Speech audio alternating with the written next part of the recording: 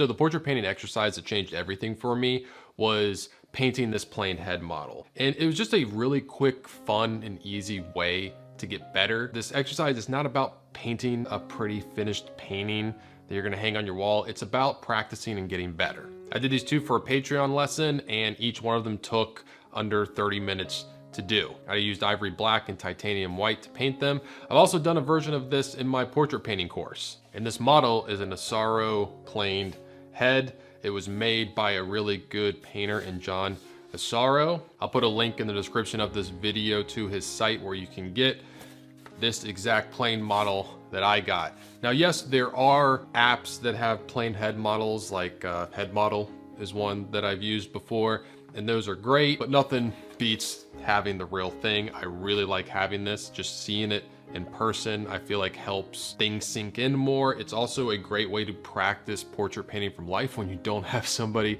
that will sit for you. You can set this thing up and paint it. It's really gonna help you understand so many things. So why do this exercise? I know a lot of people out there don't get very excited to paint a plastic head. I know I wasn't very into exercises in general when I was first learning how to paint. And I understand that a lot of people don't have time to paint, so when they paint, they want to paint something that's fun. They want to paint a real portrait or not do exercises. But I promise you, doing exercises, this one in particular, is well worth your time. In the long run, you're going to get better faster doing certain exercises. And this exercise in particular is going to help you just see more in your portraits. It's going to help your drawing. It's also going to help your portrait painting process, and it's going to help your brushwork in your portrait painting. Now, it's going to help you see more because you're going to be anticipating what's going to happen value-wise and structure-wise with the face instead of just fully reacting to it.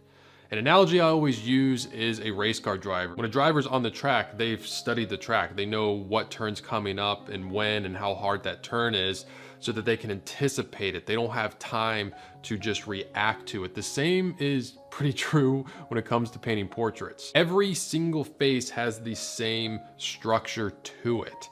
You know, they're all different, but they all adhere to the same base structure. So if you know that going in, it's going to cause you to not 100% rely on the photo for all the information. You'll be able to fill in gaps that all photos leave out with what you know about the structure of the face. And once you have these planes down, like once they're just instilled in your mind, you're gonna see them every single time you look at a face. Like I do, you know, I meet people, I'm like, oh, like I just immediately just start seeing the planes of the face. Now, it's gonna also help your drawing because it's going to get you to start thinking in 3D instead of 2D. What I mean is that a lot of times when you first start drawing, you're taught to break the subject down into flat shapes, which is very helpful, and that's good. And it does help you draw because you're just kind of breaking things down shape by shape. But once you understand the planes, you're not only thinking in terms of shapes, but you're thinking in terms of three-dimensional shapes. And when you have a better idea of what something is like three-dimensionally, it's gonna be a lot easier to draw. And just knowing these planes is going to influence your drawing a lot. It's going to make your drawing a lot more informed. I mean, just the fact that the planed head is all straight edges is going to help teach you how to draw with straight lines. I've talked about this in previous videos, how it's a lot easier to draw with straight lines opposed to curved lines. You know, it's easier to draw an apple with straight lines than curved lines. The same is true with a face. And since this model is flat planes, it's nothing but straight lines. So you'll be able to use that when you go to paint a regular portrait. You'll be able to translate these curves and everything you see in the face into straight angular lines, which will help you get a better drawing. Also, you'll get to a point where you won't even really need to do much of a drawing, and you'll do your drawing with these planes and with these value shifts. All right, now if you're watching this video, you're probably into portrait painting, and if you're into portrait painting, you might be struggling with skin tones. I'm not gonna get into mixing skin tones in this video because I actually offer the skin tones lesson from my portrait painting course for free. If you wanna check that out, there's a link to it in the description of this video. Now, this exercise is also going to help you with your process for painting a portrait. You know, with this one, I just blocked out the light side and the shadowed side first. Like I wasn't going in plane by plane.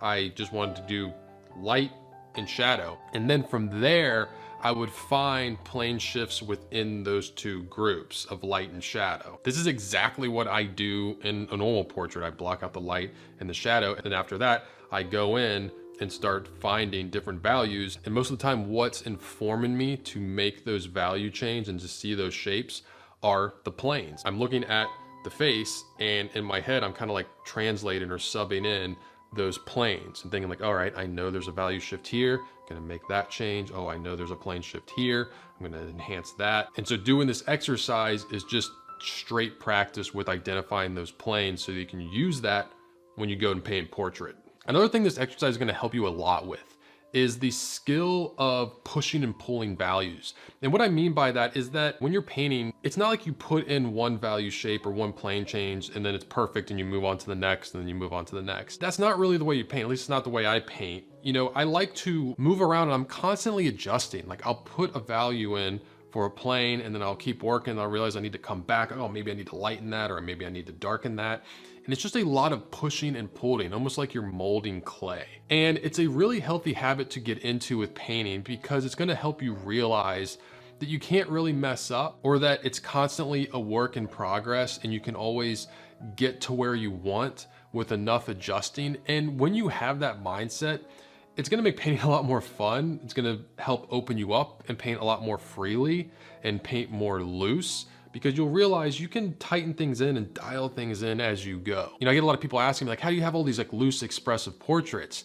And a lot of it comes from understanding things like this, understanding the planes. Like I know the planes of the face, and that is the foundational skill that kind of anchors this loose brushwork. If you just try and have like loose brushwork with your portraits and it's not really informed by anything and there's no foundational structure underneath it holding up, it's just gonna read as messy. There's a difference between loose and messy. And a lot of times it's the foundational skills like planes of the face that hold it together. Now this exercise is also gonna help you a lot with your brushwork. I see a lot of times in student paintings, the brushwork is just kind of arbitrary, and it shouldn't be. See, since I know the planes of the face, I know the direction those planes are facing, and I'm almost thinking as if I'm running my brush across those planes. You know, when you watch me paint, I'm constantly changing the direction of my brush strokes, and that's not arbitrary. You know, I'm very aware of the direction that I'm going because I'm aware of the plane that I'm trying to identify. Again, this is gonna help you paint more loose and expressive portraits because you'll be able to do this more freely because you'll be confident in the direction in which your brush strokes are going because there is a reason to it. There is an effect that the direction it's having, which is trying to communicate that plane shift. All right, if you liked that video, then you will most likely like this video where I tried to make portrait painting as simple as possible. I'm Chris Fornatero here telling you to go get painting.